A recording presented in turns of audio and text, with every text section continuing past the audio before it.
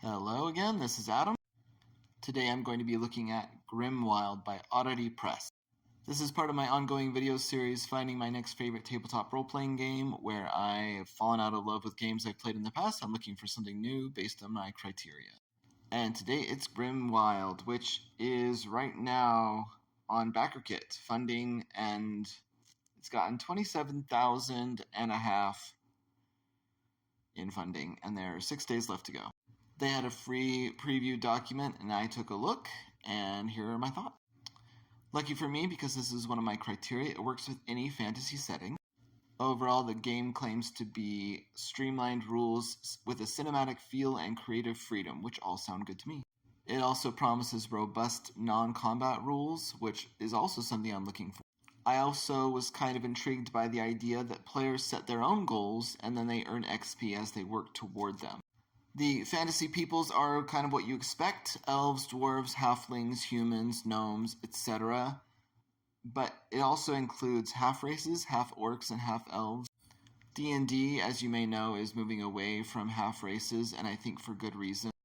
There was an Asian Represent podcast that influenced my thinking along this lines, where people of mixed race got together and talked about the mixed races in D&D and what they would have preferred them implemented as. So yeah. But it's not too late. Maybe they will cut half elves and half orcs and just have elves and orcs, so you don't have to be half of anything. All the dice in Grimwild are D6s, except for a few D8s. Those are called thorns. And throughout the game, you often see the lore and tropes that pull from D&D, sort of this heroic, epic fantasy. But you also have, but the rules pull from the Moxie system, which I may have encountered before, but I'm not sure. Maybe it wasn't called by that name. But the dice give you a clue. It's kind of roll those D6s, and then the thorns can present complications. The D8s rolled as well. There is a short but effective safety tools section, which I liked. And it encourages players to make an adventuring party as a group activity by answering prompts to choose background and class, which I also like because this is a group game. It's looser than some games like D&D and Pathfinder because your gear, background elements, you make up on the fly just to keep the story flowing. You don't have to track every piece. There are 3 types of rolls: action rolls when you're taking a dramatic risk that impacts the story, defense rolls when you're avoiding danger, and montage rolls, which are when you want to skip what you don't like but still want to know how well you did at them. You roll a handful of dice, and when you roll, it's a number of D6s. Just to grab a handful, the exact number varies, and then you have an outcome among perfect, messy, or grim. Perfect obviously being the best, grim being the worst, messy kind of this space between. And then, as I said before, tougher tasks, you also add your thorn dice. So when there's a complication, like you're trying to scale a wall and someone's shooting at you, that's a thorn. If you get 2 6s on the D6s, that's a critical, and criticals are great. Another thing I liked about character creation is that you actually pick 2 backgrounds, and I think that makes for some interesting combinations, which make for more compelling characters. There are 4 stats: strength, agility, wits, and presence. You have a score between 1 and 4, 2 being the average, and you guessed it, that's how many dice you roll. So if you're trying to do something that is a feat of strength, and you have a score of 3, then you roll 3d6. There are also touchstones, which are keywords or phrases that describe an aspect of your character, and if you can demonstrate to your DM how your touchstone influences what's going on right now, then you could potentially get to roll better. There's also something called Spark. It's a narrative currency you spend to add a bit, which is a new narrative element to the story to ease a tricky situation, and you can earn it by introducing a tangle or a narrative complication. Something like, what if the Duke falls down dead? No, I'm just kidding. What if I erupt in an angry tirade at the Duke? That's more like it. And then you have your drives, which are character motives and goals. As I've said before, your XP is you working toward them. You don't necessarily have a drive all through your adventuring career. It's usually something you earn and then you come up with a new drive. And in this way, earning XP is story driven and not combat driven, which I like. There's also something called Wise, which is a particular bit of knowledge or skill that comes from your background. Usually it's a short word or phrase, kind of like a touchstone.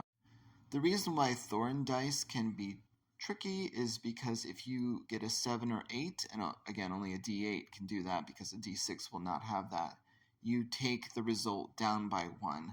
So messy could become grim, perfect could become messy, that sort of thing. If you already have a grim and you roll a 7 or 8, then you get a disaster, which is terrible. If you get more than 1 6, then that's a critical, and you can ignore thorns and pick a bonus.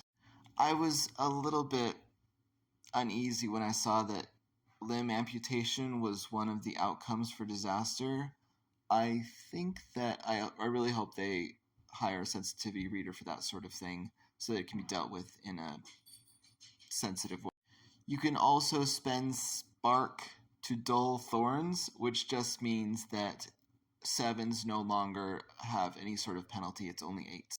I really, really like that there are defense rolls instead of the DM rolling an attack for the antagonists. I love that kind of thing. There are only 4 quote-unquote conditions: sapped, hindered, dazed, and rattled, and they correspond exactly with your 4 ability score. And each of them just mean you add a thorn when you try to use that stat.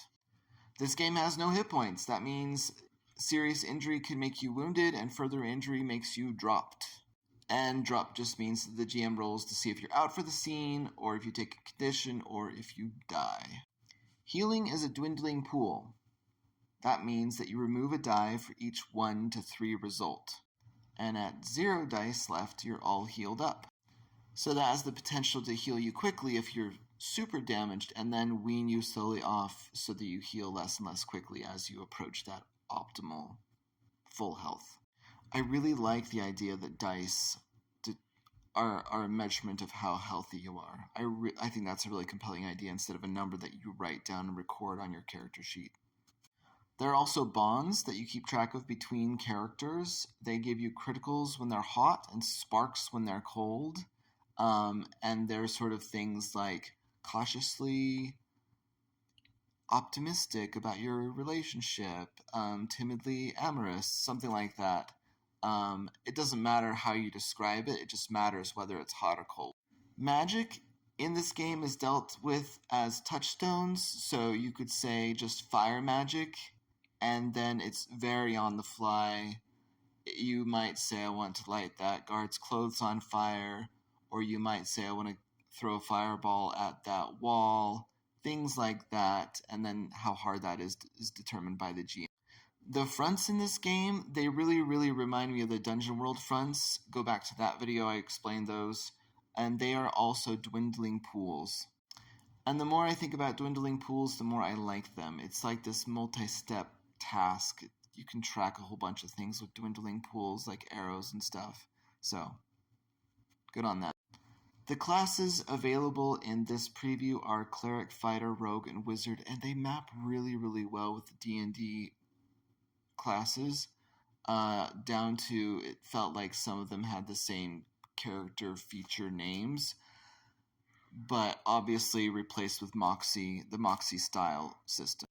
I was pleased that there are 9 ancestries, that's what they call them. 1 includes gnomes. If we could just cut out those half races, that'd be great. So, will Grimwild be my next favorite tabletop role-playing game? There's so many good things about it. The defense rolls are great. The generic fantasy capabilities are great.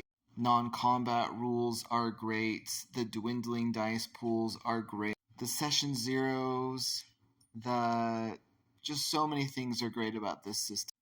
I don't know what it is, but I think I have an issue with touchstones. They're a little too loose for me, and because their entire magic system is based on touchstones, I'm kind of on the fence about this one. But check it out, it might be good for you.